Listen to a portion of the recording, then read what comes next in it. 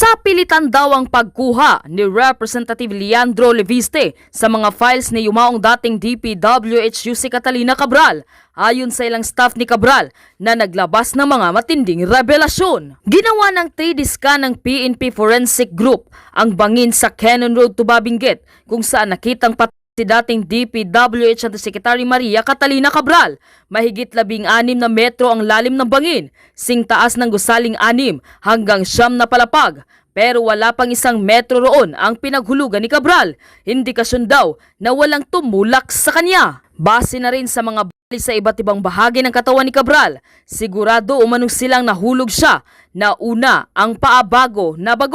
Isa si Cabral sa mga sinasabing pangunahing karakter ng mga anomalyang flood control projects. Ang anumang nalalaman niya maaaring taglay ng tinagurian niyang Cabral Files na meron daw kopya si Batangas 1st District Representative Leandro Leviste. Pero para sa ilang tauhan ng DPWH, pwersahan umanong kinuhan ni Leviste ang mga yan. September 4, nang puntahan ni Leviste si Cabral, batay sa kuha ng CCTV sa DPWH Central Office, nakunan pasado alas 5 ng hapon nung lumabas si Leviste mula sa opisina ni Cabral at pumunta sa programming office. Kasunod ni Leviste si Cabral nang lumabas silang dalawa mula sa programming office. Kitang may hawak ng mga papel si Leviste habang may tila ipinapaliwanag si Cabral. Ang masaklap, walang CCTV sa loob ng opisina ni Cabral at ayon sa mga staff na nagbigay ng kanilang salaysay, ang hindi nakita sa CCTV ay yung mga naging aksyon ni Batangas Representative Leandro Leviste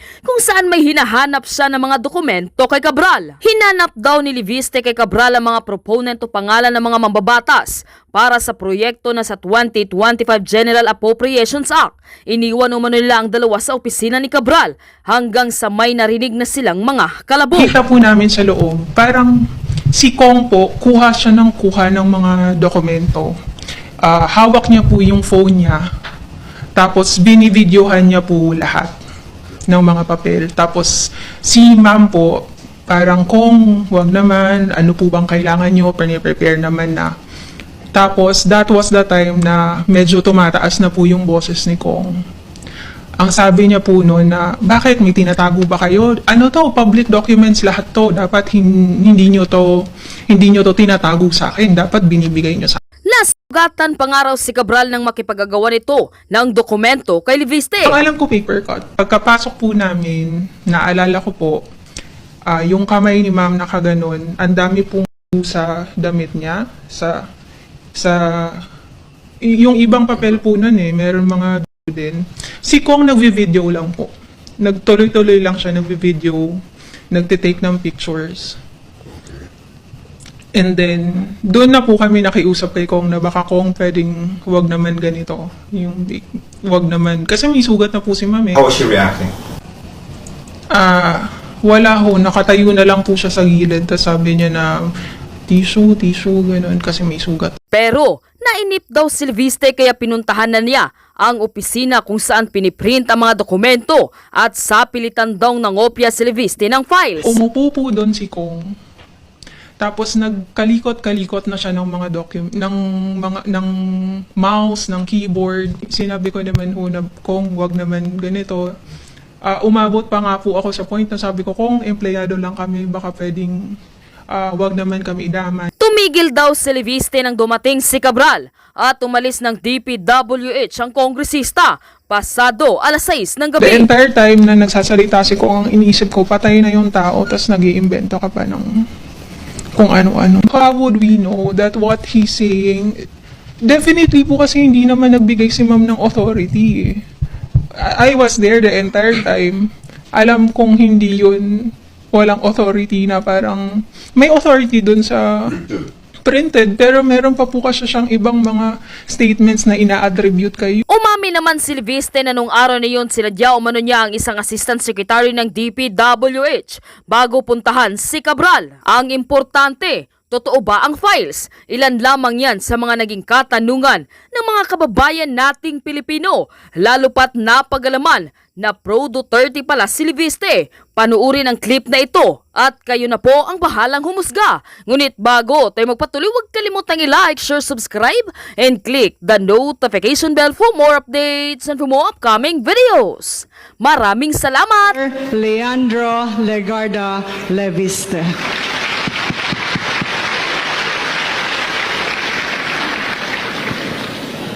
Mr. President, Secretary Cusi, Director General Plaza, Administrator Masungsong, President Benavides, guests from government, private sector, civil society, mga kababayan, mga kaigsoon, maayong hapon kaninyong tanan.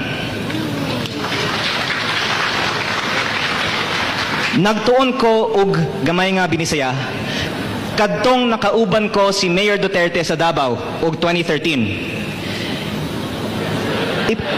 Ipinagbilin ako ng aking ina na mag-OJT kay Mayor Duterte. Nung nagkita kami, niyaya naman ako ni Mayor Duterte na sumakay sa kanyang taxi. Magpatrol daw kami ng Davao at manghuli ng kriminal. Sa buong Pilipinas, wala akong nakilalang leader na may tapang at malasakit katulad ni Mayor Duterte. Kaya naitanong ko, Mayor, you've done so much for Davao. Why haven't you run for national office? Kanyang sagot, the country is not ready. Many events have since transpired, and the rest, as they say, is history. Today, we are so grateful that President Duterte answered the call to run in the 2016 elections to bring change to the Philippines. Mga kabunyog, mga kababayan, magandang gabi po sa inyong lahat. Welcome po sa isa na namang episode ng atin pong gabi-gabing talakayan. Mga kabunyog, papansin natin, lumalalim ang hidwaan. Tumitindi ang patutsadahan ni Congressman Leviste at saka ni DPWH Secretary Vince Dizon. Ito naman kasing si Leviste, mga kabunyog, mga kababayan, itong si Leviste, linalagay naman kasi sa alanganin na posisyon itong si Vince Dizon. Linalagay niya sa alanganin na posisyon eh. Ang gusto niya, kumpirmahin ni Vince Dizon na siya ay may go signal nang kinuha niya ito, yung tinatawag na Cabral list o kaya Cabral files. Ang sinasabi kasi ni Congressman Leandro Leviste, kinuha niya daw kay sa yumaong dating DPWH Undersecretary Cathy Cabral yung kopyang hawak niya. Yun ang tinatawag ngayon na Cabral files. Ang Cabral files na yan ay lista ng mga projects. Sinong proponent ng mga projects na yan? Saan-saang rehiyon yan? Saan-saang probinsya yan? Saang distrito yan? Saang lugar yan? Magkanong amount niya? Kumpleto talaga yung lista. O ngayon, ang sinasabi ni Leandro Leviste, kinuha niya yan nung buhay pa si Cabral, September 4. Pumunta umano siya sa opisina ni UC Cabral. Pagdating niya doon, hinihingi niya yung kopya ng mga projects ng bawat kongresista sa 2025 budget. At ang ginawa daw ni Catalina Cabral, tumawag kay Vince Dizon.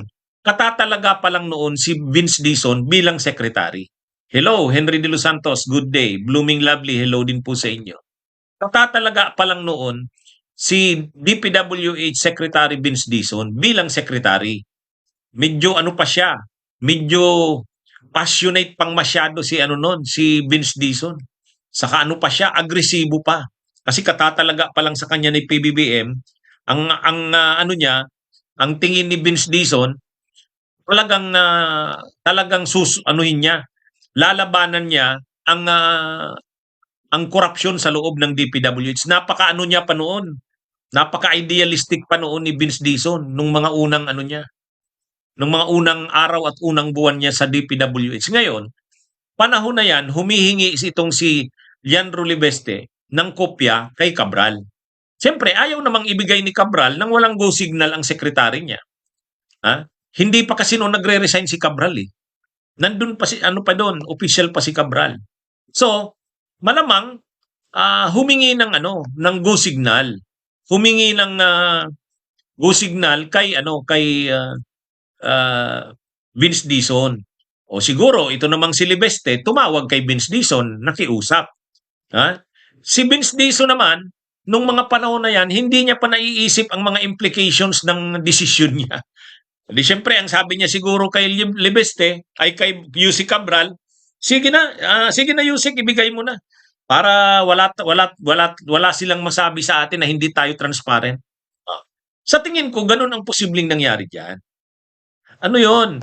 Si Vince Dizon, hindi niya pa alam kung anong plano ni Libeste, nagtiwala siya kay Libeste. Ang akala niya malinis ang intensyon ni Leandro Libeste, hindi ito gagamitin sa kung anuman. At saka siya naman, kauupo niya pa lang bilang DPWH Secretary, agresibo pa siyang masyado, napaka-idealistic niya pa, na pag may hinihingi, o sige ibigay para maging transparent tayo. Total ang sinasabi naman ng presidente, labanan yung mga anomalya sa DPWH. Di siyempre isang bahagi ng paglaban sa anomalya sa DPWH, ilabas ang totoo. Nung humihingi ang isang congressman tulad ni Libeste, nagpaalam si Yusek Castro. O binigay naman ni Yusek Castro. Binigay naman ni Yusek Castro. Ni Yusek Castro, ni Yusek Cabral. Binigay ni Yusek Cabral yung yung kopya. Kaya sa tingin ko, ganun ang posibleng nangyari diyan. Ay ngayon, namatay si Yusek Cabral. Patay na si Yusek Cabral. Siyempre, pinag-uusapan si Yusek Cabral. Grabe yung atensyon na nakukuha tungkol kay Yusek Cabral. Ginagamit ito ngayon ni Leandro Libeste. Alam niyo itong si Leandro Libeste, alam na natin ang style nito. Si Loren Legarda, yung mother niya, paano na yan? Palaos na sa politika. Matanda na si Loren eh. Kumbaga, yung si Villar, mayroon ng mga anak na kapalit. Sila Mark sa si Camille. Si Erap, may mga anak ng kapalit. Kumbaga yung susunod na mga henerasyon ng mga senador, itong si Loren, gusto niya, yung kanyang anak, malamang gusto niya, sumunod sa yapak niya. Yung tipong, kasi si Libeste, kilala lang naman dun sa Batangas. Kilala lang naman yan si Leandro Libeste sa Batangas. Kasi yung father niya, dating governor ng Batangas. Hindi naman yan kilala yang si Leandro Libeste na Legarda. Mas kilala yan, Libeste. Ay political dynasty sila sa sa Batangas. Kasi yung father niyan, yung dating nakulong sa kasong murder kasi napatay niya yung aide niya eh. Anyway, ibang kwento 'yon. So ngayon anong nangyari? Mukhang may may ambisyon sa politika ito. Siyempre, para mapag-usapan ka mapag-usapan ka sa national, ito ang maganda ngayon na issue. Tipong may expose ka, at ang pinakamagandang expose ngayon, yung mga budget ng mga kongresista. Kaya yan mga kabunyog, mga kababayan, ang tingin ko diyan, politika yan. Itong si Leandro Libeste, gusto niyang makuha yung limelight. Ma-focus sa kanya. Ano yan? Pang senador ang pag-groom niya. Ginugroom niya na pang senado. Kasi si Loren Legarda, paano na yan? Paiksit na yan. Mga kabunyog, mga kababayan. Ngayon, ang pinakamagandang nakita dyan ni Leandro Libeste na oportunidad, ito yon. Ngayon, ito naman si Vince Dizon, hindi niya alam yung mga laro ni Leandro Libeste. Hindi niya yan laro. Kumbaga, akala niya, in good faith, malinis yung loob ni Leandro Libeste na sa paghingi ng kopya ng yung kay Cabral. Si Cabral naman, alam niya na kapag nailabas yung kopya na yon, damaging yon Damaging yun. Grabe ang laman nun. Kaya siguro nagpaalam si Yussi Cabral kay Vince Dizon. Si Vince Dizon naman, ang iniisip niya, okay, para hindi tayo pag-isipan o para na sa transparency. Total, naniniwala naman si Vince Dizon, ang instruksyon sa kanya ng presidente, labanan ng korupsyon. O, kaya lang, hindi naisip ni Vince Dizon noon na posibleng gamitin niya ni Leandro Libeste sa agenda niya, kung ano man ang agenda niya. Di ba? Ganyan yung ano dyan. So ngayon, anong nangyari? Namatay si Cabral. O, pagkamatay ni Cabral, pinag-uusapan. Si Cabral ang atensyon ngayon. Ay maganda ngayon niya ilabas yung Cabral list na yan. O, pag-uusapan yan. Sinabayan ngayon ni Leandro Libeste. Kaya may itong si Leandro Libeste, totoo naman. Nakakatulong yung ginagawa ni Leandro Libeste para labanan yung korupsyon. Para ma-expose talaga yung korupsyon. Maganda, tama yun. Maganda yung ganon, yung ginagawa niya. Ang problema na ngayon, naiipit na si Vince Dizon. Bakit? Ay, siyempre, ang laman ng Cabral list na yon, listahan ng mga projects ng mga kongresista. Tulad ngayon, yung mga kongresista sa amin dito sa Camarines Sur, yung mga Villapuerte, pinag-uusapan ngayon sa Billionaire News Channel. Saan galing yan? Diyan yan sa mga list na yan. Hindi nila linalabas yan. Hindi nila linalabas yan. Ang problema, nakakuha ng kopya itong si Leandro Libeste. Ang sinasabi ni Leandro Libeste, hiningi niya yan kay Cabral noong September 4. May clearance daw yung pagbigay ni Yussi Cabral sa kanya, galing kay Vince Dizon. May clearance. Ngayon, tinatanggi ngayon ni Dizon. Sabi ni DPWH Secretary Vince Dizon, hindi ko yan binigyan ng go signal. Hindi ko ma-authenticate yan kasi hindi ko pa naman nakikita yung lista na yan ng kopya ni Libeste. Sabi niya. At saka ngayon, nasa biyahe sa abroad si Libeste. Nakita ko nasa Paris, France. Nasa Pransya ito. Yun nga ang nakapagtataka. Bakit nga pala nakapagbiyahe si Libeste? Ay si Vince Dizon. 'Di ba may memo sila? May memo yata ang executive secretary o ang Malacanang, wala mo nang magbabiyahing miyembro ng gabinete, 'di ba? Parang ganun yung kuha ko eh. Pero nakabiyahe si Vince Dizon, nagbabakasyon sa Paris, France. O anyway, habang nandun siya, naglabas ng statement itong si Vince Dizon. Ang sabi ni Vince Dizon, hindi totoo yan.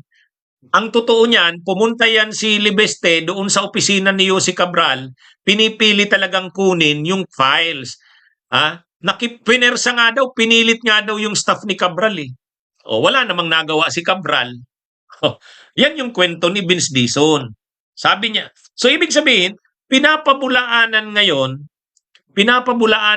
ni Vince Dizon yung kwento ni Libeste. Na sinasabi kasi ni Libeste, pumunta siya sa opisina ni Cabral, humingi siya ng kopya, September 4. Humingi daw ng clearance o go signal galing kay Vince Dizon kasi kauupo pa lang ni Vince Dizon na DPWH Secretary. Binigyan naman daw ng go signal ni Vince Dizon. O kaya lang, ang sabi ngayon ni Libeste ay ni Vince Dizon, hindi totoo yan. Pumunta siya doon, hindi ako nagbigay ng go signal kay Yussi Cabral, kinuha niya lang yung kopya, pinersa niya doon sa staff ni Cabral. Ang sabi ng mga security guards doon sa DPWH Central Office, pumunta daw yan si Libeste doon, ang dala-dala boxes ng pizza. Ang ginawa ni Libeste, pinamigay yung mga box siguro, siyempre nakikisama, binigyan yung mga gwardiya, binigyan yung mga staff ni Cabral. Yung mga dapat bigyan, binigyan, tapos nagtira ng para sa kanila, sa driver niya siguro, sa bodyguards.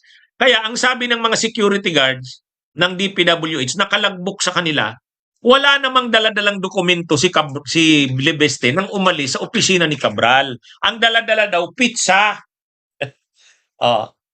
So ngayon, mga kabunyog, mga kababayan, napanood ko yung statement ni Yussi Claire Castro kanina lang.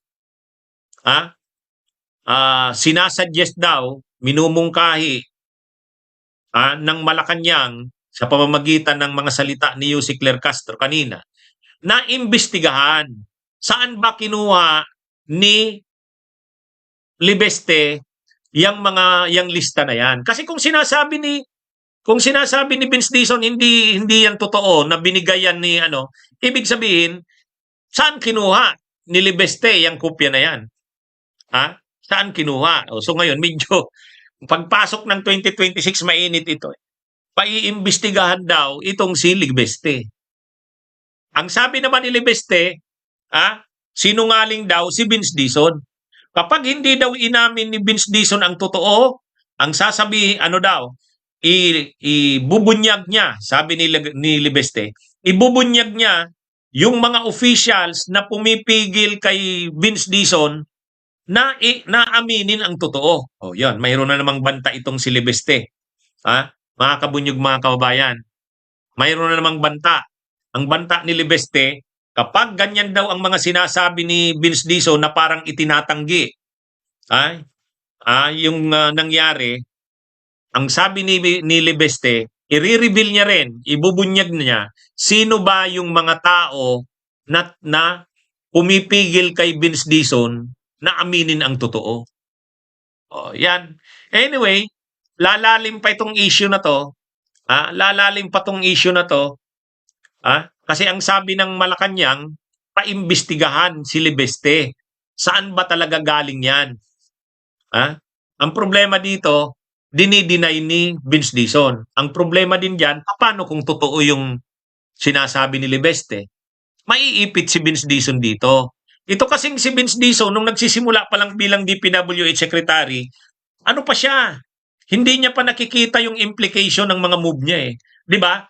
Halimbawa, yung sa budget ng DPWH, di ba sinabi niya sa mga senador, ito yung ito yung budget ng mga materyales ng DPWH, overpriced ito. Masyadong overpriced ito, dapat bawasan ang mga ito. Yun. Tuwang-tuwa si Libeste noon, si Vince Dizon, in-announce niya yon. Tuwang-tuwa naman yung mga senador kasi ang galing nito ni DPWH Secretary Vince Dizon, talagang gusto niyang ireforma ang opisina. Ang problema, habang tumatagal, nare-realize ngayon ni Vince Dizon, hindi pala ganun kadali. Mayroon palang mga dapat ding i-consider. Iba yung reality na sa actual, nag-a-adjust na siya ngayon. Kaya 'di ba, hinabol niya. Hindi, wag niyong bawasan yung budget, ibalik niyo yung 54 billion. Kaya 'di ba, for the first time, sa BICAM, pinaupo yung secretary ng DPWH, kaya nga nagrereklamo yung ibang senador. Bakit pagsasalitain pa natin? Bakit may resource person pa tayo sa BICAM? BICAM na ito eh. Wala eh. Nagkamali si Vince Dizon eh. Nag-apologize na. Hindi mali yun eh. Hindi mali yun. Kaya lang, nare-realize niya na hindi lahat ng pwedeng gawin niya na tama ay kailangan niyang gawin kasi may mga sasagasaan. Ito na ngayon. Kaya tingnan nyo, nag-aano na si Vince Dizon, medyo nagre-rinda na, hindi na masyadong maingay, siguro calculated na ngayon ang mga galaw niya. Nare-realize niya na katulad niyan, malamang totoo 'yan. Totoo 'yan. Binigyan niya ng go signal si Cabral na bigyan mo ng kopya yan, parang ganito. Sige, bigay mo. Ibigay mo, wala namang problema diyan. Hayaan mo na 'yan. Para talagang maipakita na transparent tayo, wala naman tayong tinatago, 'di ba? Ako sa tingin ko ganun 'yan. Ganun ang nangyari diyan. Siguro ni-remind pa nga siya ni Yussi Cabral. Sek, medyo maselan tong mga laman nito. Sabi niya, hayaan mo na. Para lumabas talaga yung yung na hindi tayo ang gusto naman natin lumabas ang katotohanan. Di ibigay mo 'yan sa kanya. Ang problema, binigay dito kay Libeste, may agenda si Libeste. So ngayon, linalabas na ngayon. Ano pa naman ang paglalabas ni Libeste? Piecemeal, paunti-unti. Paunti-unti ang labas. O di ngayon, may mga tinatamaan na. Ang example, yung aming mga kongresista dito sa Camarines Sur, Villaperte. Yung mga Villaperte, tinatamaan ngayon. O sigurado magre-reklamo yan. Si El Rey Villaperte, si Mix Villaperte, yung mag-aama. Magre-reklamo yan sa DPWH ngayon. Tatawag yan kay Vince Dizon. Secretary Vince, bakit niya linalabas ang mga pangalan namin, nasisira na kami. Oh. Pero sa totoo lang, mga kabunyog, mga kababayan, wala namang maling ilabas yan eh. Ako, naniniwala ako, dapat naman talaga ilabas yan. Bakit kasi hindi nilalabas yan? Yun naman talaga. Hindi nga dapat si Libeste ang maglabas niyan eh. Ang dapat na maglabas niyan, ang DPWH mismo. Oh, dapat nga orderan ni PBBM. Orderan niya ang DPWH. Ilabas nyo na kasi yan. Ang gulo-gulo na niyan eh. Oh, para yung ilabas nyo yung official na kopya. Ilabas nyo yan para malaman ng taong bayan. Yun, bibilib ako dyan. Ang gulo-gulo na eh. Hindi mo na alam. May kopya ang Bilyonaryo News Channel. May kopya si Libeste. May kopya si Lacson. Ang sabi ni Lacson, hindi niya pa naman daw nabe-verify yun. Ang dapat niyan, alam nyo, orderan ng presidente ang DPWH. Ilabas nyo yung totoong kopya. Bahala na ang mga kongresista mag-explain yan at saka mga senador. Bibilib tayo dyan. Hindi tayo naniniwala kay Libeste kasi hindi natin alam ang agenda niya. Duda rin tayo sa kung kani-kanino. Saan lang tayo maniniwala? DPWH ang maglabas. Di ba? Ano yan eh? Mga kabunyog, mga kababayan. Wala tayong kinakampihan. Di ba? Sino ba dapat ang maglabas kasi niyan? Di ba DPWH? Unang-una kasi bakit hindi inilalabas? Pera natin yan. Hindi naman nila pera yung pinag-uusapan dyan na budget eh. Bakit pera ba nila yan? Pera ba yan ng mga politiko na yan? Hindi eh. Pera natin yan ng taong bayan. Oh, bakit hindi ilinalabas yan? Ang dapat niyang maglabas niyan, official na maglabas niyan, DPWH. Kaya Secretary Vince Dizon, pag galing mo ng Paris, France sa bakasyon mo, total nakabakasyon ka na, mag-press-con ka na, i-present mo yung files na yan. Huwag na nating tawaging Cabral files, huwag na nating tawaging Libeste files, huwag na nating tawaging Bilyonaryo files, huwag na nating tawaging Lacson files. DPWH files, ikaw nang maglabas. Yun ang papaniwalaan namin. Pero kung hindi mo yan ilalabas, talagang maraming kopyang lalabas niyan, kung ano-ano na lang. Tapos sasabihin nyo ngayon, tinatamaan kayo. Tulad ngayon, yung mga Villaperte, laman ngayon ng Bilyonaryo News Channel, yung mga insertions ni El Rey Villaperte, tapos yung sa anak niya. Di ba? Oh, marami pa yan. Marami pang lalabas yan. Tapos magagalit ang mga kongresista ngayon. Alam nyo sa February, may isusulong na impeachment laban kay PBBM. Gagamitin yan ng mga kongresista. Itong issue na ito, gagamitin ito ng mga kongresista para sabihan si Vince Dizon saka ang Malacanang. Itigil nyo yan. Huwag nyong ilalabas, huwag nyong ilalabas yan. Yang linalabas na yan ni Libeste, yang linalabas ng Bilyonaryo News Channel, pabulaanan nyo yan. Ang problema, pag pinabulaanan yan ni Libeste, ay ni Vince Dizon, wala, magagalit ang taong bayan. Magagalit ang taong bayan. Ha? Di ba? Sa totoo lang mga kabunyog, mga kababayan, ako nakikita ko na, napanood ko yung sabi ni Malo Tiquia. Kinumpirma ni Malo Tiquia, sa February may impeachment na isusulong. Siyempre, si Tiquia DDS yan eh. DDS yan. Alam niya ang galaw ng mga DDS.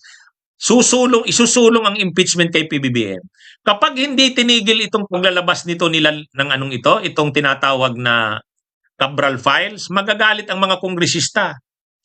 Pag nagalit ang mga kongresista, liligawan niya ng kampo ng mga Duterte. Suportahan nyo na kasi ang impeachment kay PBBM. Siyempre, dadami ngayon yung matatakot niyan ang Malacanang. Matatakot yan. Kaya itong si Vince Dizon, malalagay ito sa alanganin. Kasi uorderan niya ng Malacanang, mo yan, Vince, ayusin mo na yung problema na yan. Lumalaki na yung problema na yan eh. Hindi, sa totoo. Ang problema, ang totoo dyan, kung akong tatanungin nyo, dapat ilabas talaga yan. Matagal na yung hinihingi natin, hindi linalabas eh. Ang problema ngayon, ang naglalabas si Libeste, na hindi naman mapagkakatiwalaan. Duda rin tayo sa agenda niya. Diba? Diba? Ang dapat maglabas niyan, yung ahinsyang sangkot, DPWH. Bakit kasi hindi linalabas yan? Total, nandyan na yan.